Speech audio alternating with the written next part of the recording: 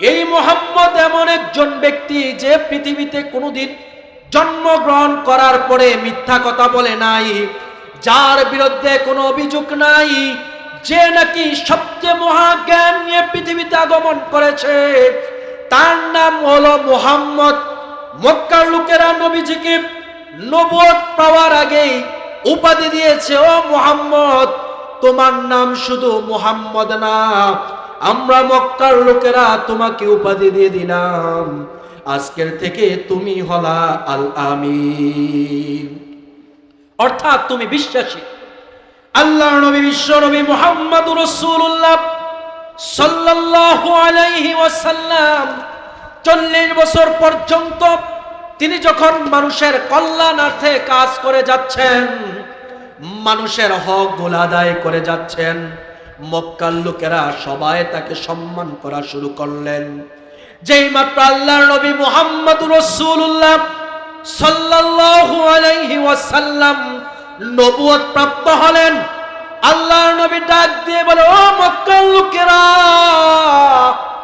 আজকের থেকে আমি তোমাদের ভাতিজা মুহাম্মদ না, আজকের থেকে সাধারণ মুহাম্মদ আমি না, আল্লাহ পাক আমাকে নবুয়ত প্রাপ্ত করেছেন, নবী বানিয়েছেন। আল্লাহু আকবার। বলে আজকের থেকে আমি হলাম নবী, আজকের থেকে আমি শুধু মুহাম্মদ না। ও আমার চাচারা শুনো, ও আমার বাবাজিরা শুনো, ও আমার আপনজনেরা শুনো, আজকের থেকে আমি শুধু মুহাম্মদ না, আজকের থেকে আমি হলাম মুহাম্মাদুর রাসূলুল্লাহ। আল্লাহ পাক আমাকে নবী হিসাবে নির্বাচন করেছে। আল্লাহর হাবিব যখন এই কথা বললেন, মক্কার কাফেরদের মাথা গরম হয়ে গেল।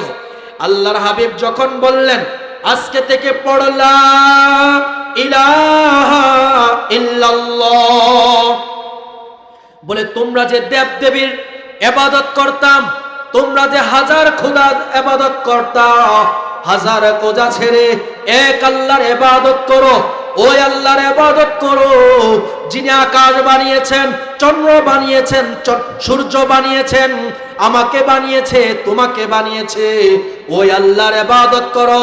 আল্লাহর নবী বিশ্ব নবী মুহাম্মদুর রাসূলুল্লাহ সাল্লাল্লাহু আলাইহি ওয়াসাল্লাম যখন এক আল্লাহর দাওয়াত দিলেন, মক্কার কাফেররা নবীজির শত্রু হয়ে গেল।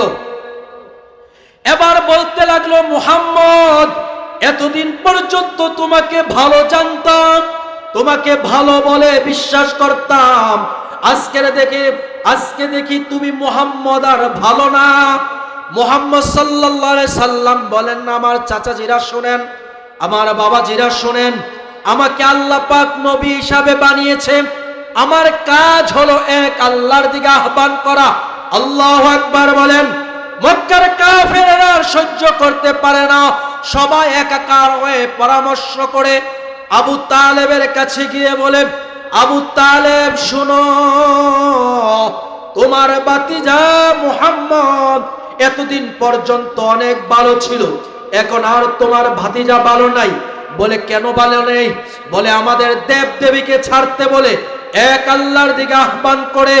ও আবু তালেব শুনো, তোমার ভাতিজা যদি এক আল্লাহর দিকে আহ্বান করে, আমরা মক্কার লোকেরা কিন্তু তোমার ভাতিজাকে ছাড়বো না।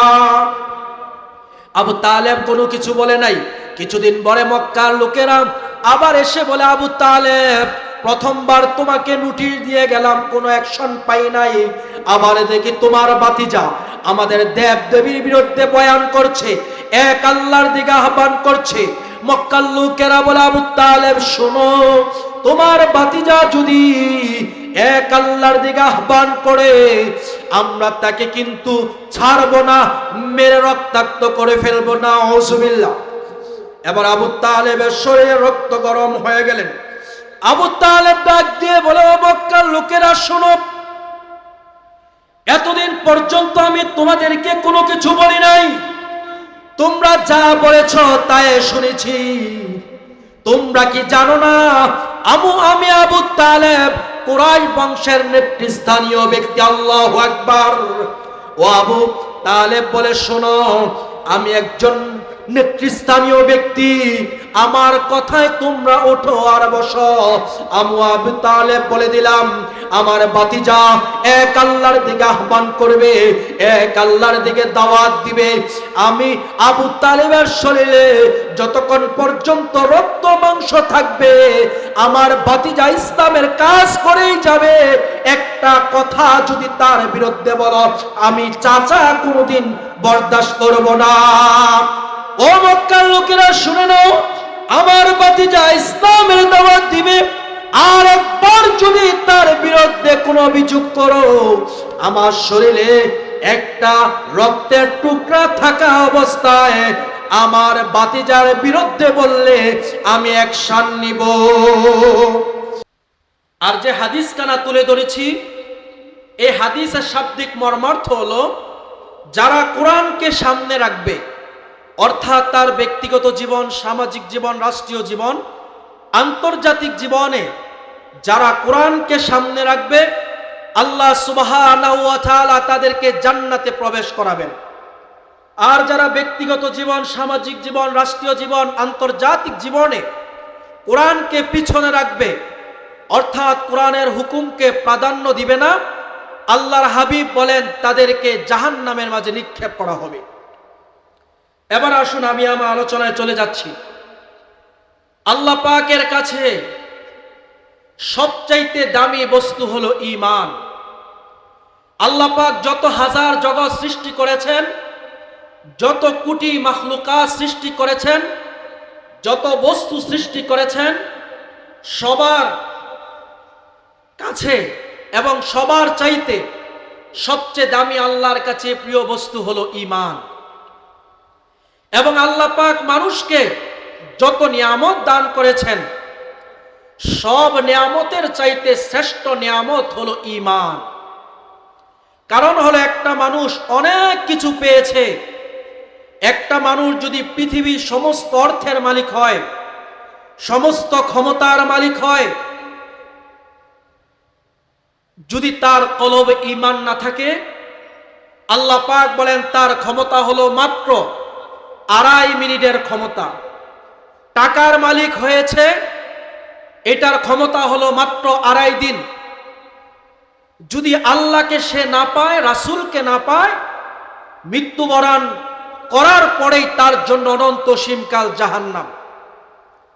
পক্ষান্তরে কোনো মানুষ যদি টাকা না পায়, পয়সা না পায়, ক্ষমতা না পায়, দেখতে তেমন সুন্দর না, দেখতে তেমন ভালো দেখায় না, দেখতে খাটো ভাটো কালো, কিন্তু তার কলবে যদি ঈমান থাকে, আল্লাহ পাক বলেন সে মরতে দেরি হবে, অনন্ত সীমকালের জন্য আমি আল্লাহ তাকে জান্নাত দিয়ে দিব।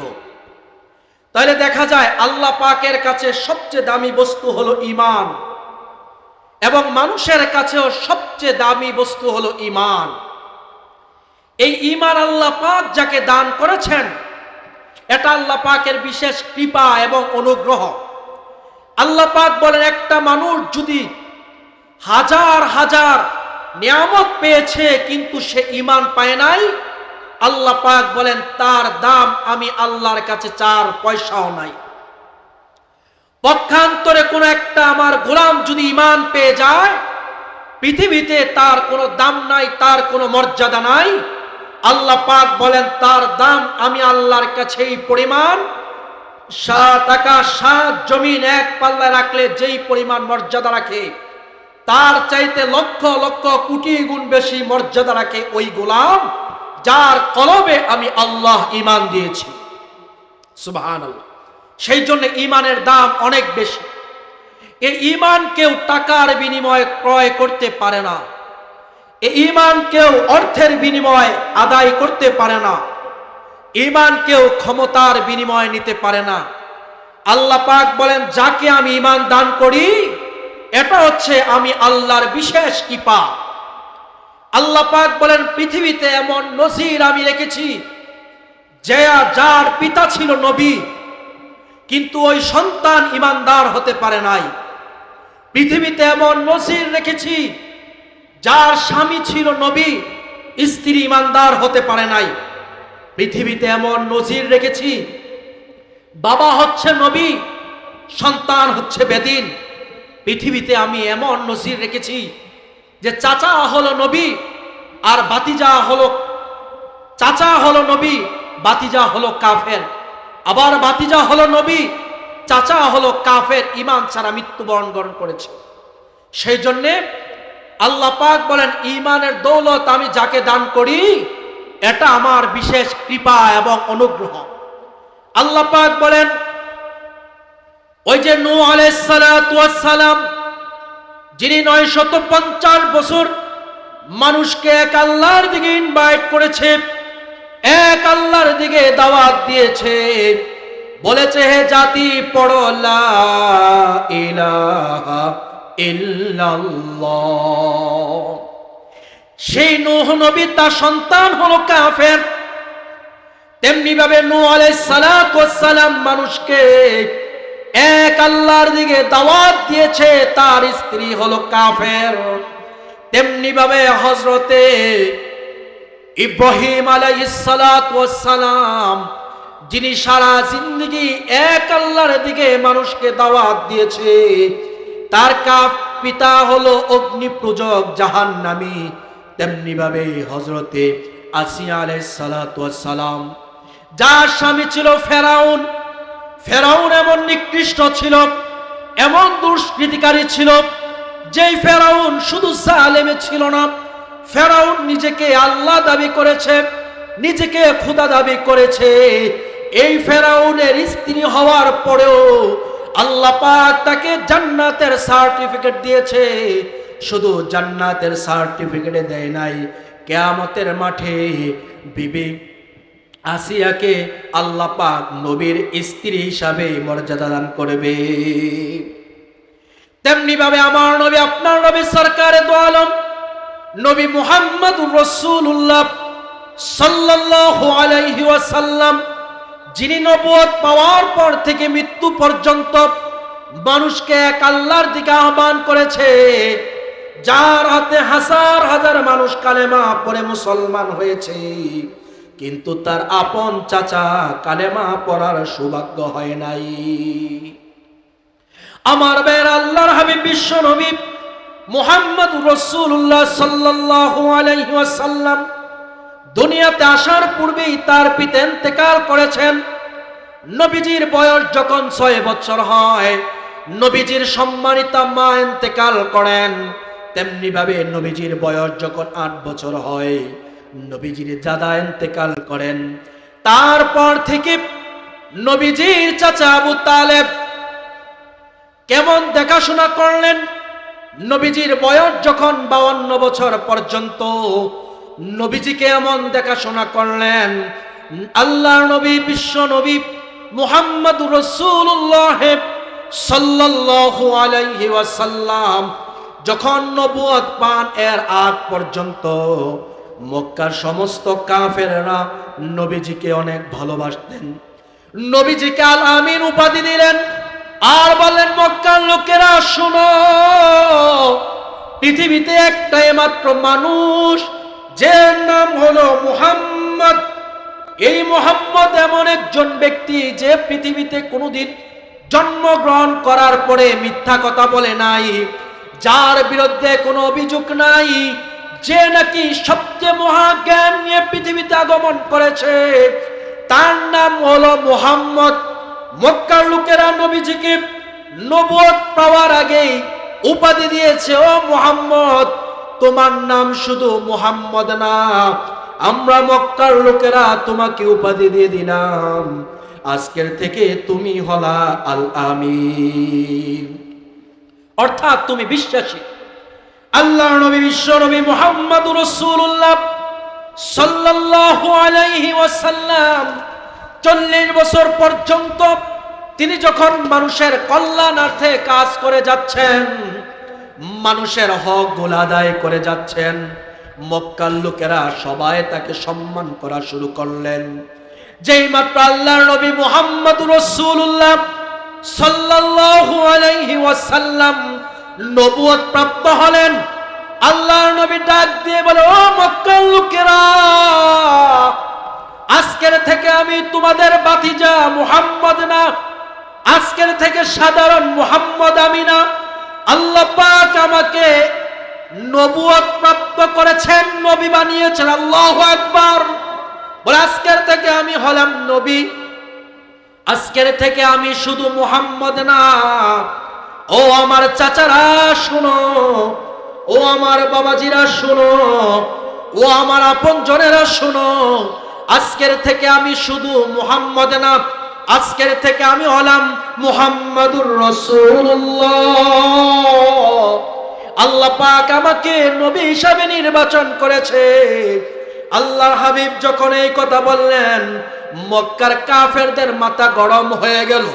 আল্লাহর হাবিব যখন বললেন, আজকে থেকে পড় লা ইলাহা ইল্লাল্লাহ, বলে তোমরা যে দেব দেবীর ইবাদত করতাম, তোমরা যে হাজার খোদার ইবাদত করতা, হাজার খোদা ছেড়ে এক আল্লাহর ইবাদত করো।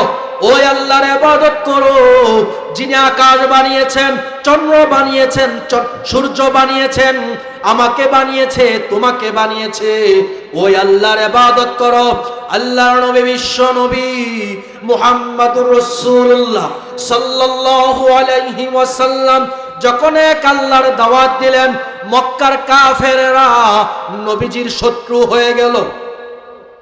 এবার বলতে লাগলো, মুহাম্মদ, এতদিন পর্যন্ত তোমাকে ভালো জানতাম, তোমাকে ভালো বলে বিশ্বাস করতাম, আজকে দেখি তুমি মুহাম্মদ আর ভালো না। মুহাম্মদ সাল্লাল্লাহু আলাইহি সাল্লাম বলেন, আমার চাচাজিরা শুনেন, আমার বাবাজিরা শুনেন, আমাকে আল্লাহ পাক নবী হিসাবে বানিয়েছে। আমার কাজ হলো এক আল্লাহর দিকে আহ্বান করা। আল্লাহু আকবার বলেন। মক্কার কাফেররা সহ্য করতে পারে না, সবাই একাকার হয়ে পরামর্শ করে আবু তালেবের কাছে গিয়ে বলে, আবু তালেব শুনো, তোমার ভাতিজা মুহাম্মদ এতদিন পর্যন্ত অনেক ভালো ছিল, এখন আর তোমার ভাতিজা ভালো নাই। বলে কেন ভালো নেই? বলে আমাদের দেব দেবীকে ছাড়তে বলে এক আল্লাহর দিকে আহ্বান করে। ও আবু তালেব শুনো, তোমার ভাতিজা যদি এক আল্লাহর দিকে আহ্বান করে, আমরা মক্কার লোকেরা কিন্তু তোমার ভাতিজাকে ছাড়বো না। আবু তালেব কোনো কিছু বলে নাই। কিছুদিন পরে মক্কার লোকেরা আবার এসে বলে, আবু তালেব, প্রথমবার তোমাকে নোটিশ দিয়ে গেলাম, কোনো অ্যাকশন পাই নাই, আবার দেখি তোমার ভাতিজা আমাদের দেব দেবীর বিরুদ্ধে বয়ান করছে, এক আল্লাহর দিকে আহ্বান করছে।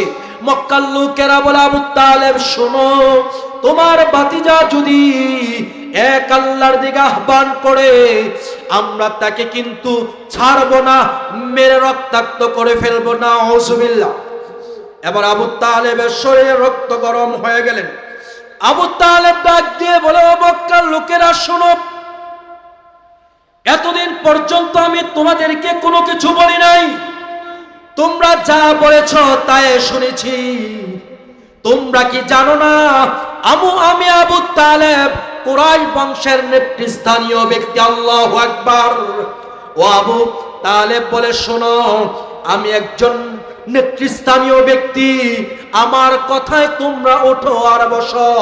আবু তালেব বলে দিলাম, আমার ভাতিজা এক আল্লাহর দিকে আহ্বান করবে, এক আল্লাহর দিকে দাওয়াত দিবে। আমি আবু তালেবের শরীরে যতক্ষণ পর্যন্ত রক্ত মাংস থাকবে, আমার ভাতিজা ইসলামের কাজ করেই যাবে। একটা কথা যদি তার বিরুদ্ধে বলো, আমি চাচা কোনোদিন বরদাস্ত করব না।